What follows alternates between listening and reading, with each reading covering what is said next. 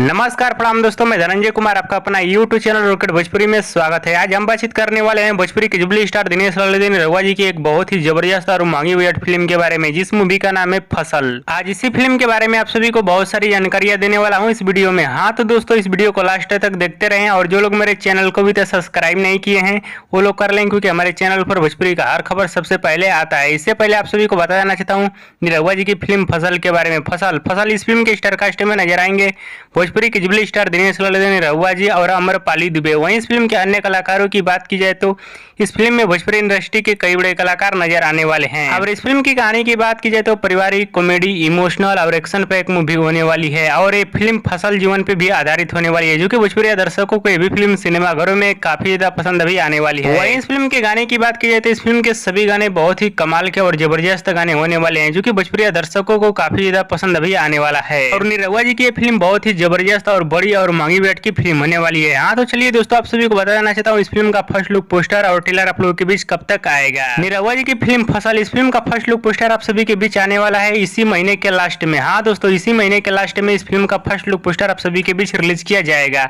और ट्रेलर का release debt का बात करूँ तो इस फिल्म का ट्रेलर आप सभी के बीच आने वाला है अगस्त महीने में। दोस्तों, इस फिल्म के ट्रेलर को आप सभी के बीच रिलीज किया जाएगा अगस्त महीने में। और दोस्तों, भोजपुरी के जुबली स्टार दिनेश लाल रहुआ जी और अमरपाली दुबे जी का वीडियो पसंद आया तो ज्यादा लाइक करें, कमेंट करें, शेयर करें, सब्सक्राइब करें। धन्यवाद दोस्तों।